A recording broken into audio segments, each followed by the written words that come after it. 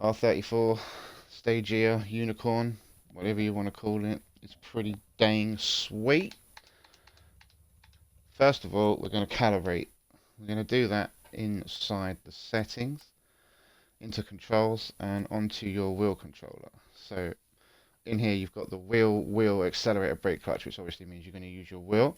We're going to hit Y to go to calibration, and then X to start calibration. Then of course we're going to turn the wheel all the way to the left, all the way to the right, and that's it. You can hit stop calibration, and that's done. Now you don't then have to do it for right. You can do if you want to, so we'll run it again, calibrate. Let's try it back the other way. So we press X to start. We're going to go all the way to the right, all the way to the left, and X to stop. And that's your wheel calibrated. You only have to do it once though, so you don't obviously do it both ways. It was just to demonstrate. Obviously whilst we're here, we can go to advanced settings again.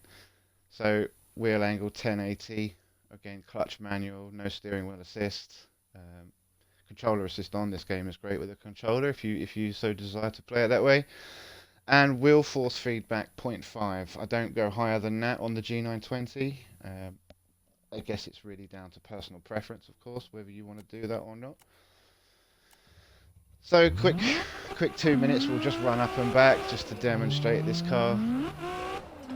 It's really nice to drive this one, and if you've seen any of my other videos, obviously I really like this Red Rock route. It's quite a nice place to drift.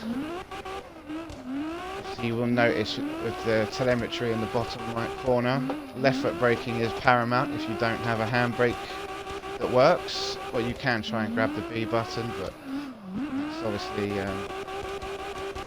the more advanced players out there. Trying to find the B button every time is a bit of a chore. But as you can see, the car self steers really nicely. It will steer itself as long as you know what you're doing. It's really nice. So again, left foot braking for no handbrake, just to sort of drag the back end in.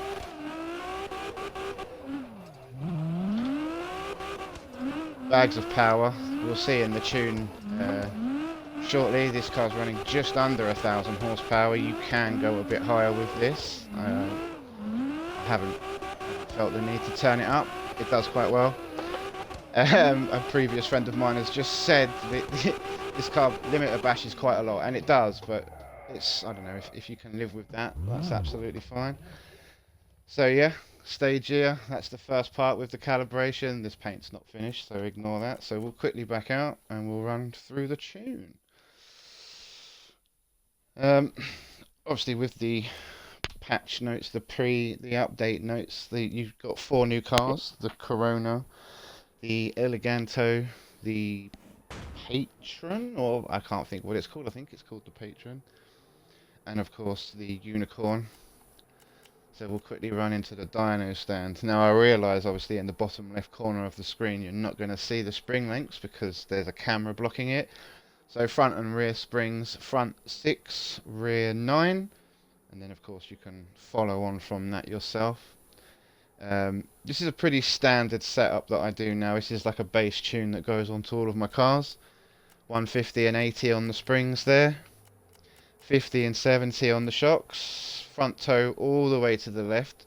This really dampens the snappiness of the car. It still seems to be quite apparent that if you turn that right down, the car will become quite nervous. So anybody using a wheel, be that Logitech, Thrustmaster or Fanatec, would definitely recommend putting your toe over there and seeing how you get on with it. And obviously you can dial it back should you feel the need to if you get more confident, but with this it just feels so nice. It's what I would recommend.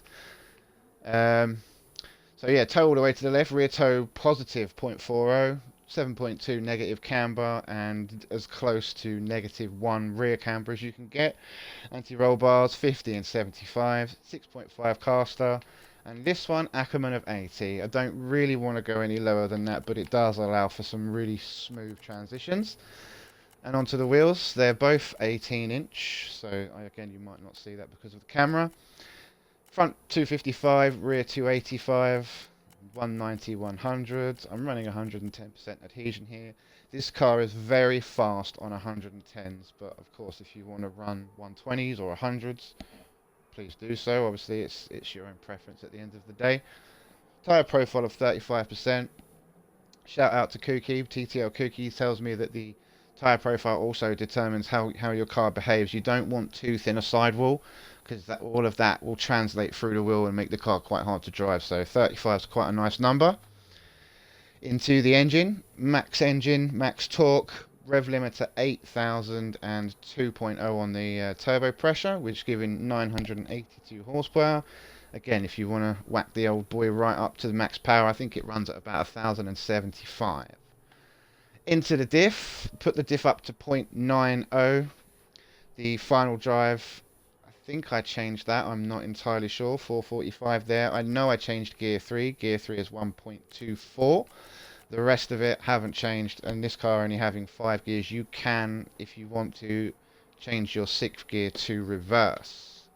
And again, no handbrake, so I run a lot of front brake bias, which allows me to left foot brake, drag the car around corners. And I would wholly recommend that you leave your left foot over the brake and really learn, if you're not already doing so, left foot braking. Alright guys, I hope that helps. I hope that's a tune that you like. If you like it, drop a thumbs up. If I change anything with the tune, I will put it into the comments on this YouTube video as and when.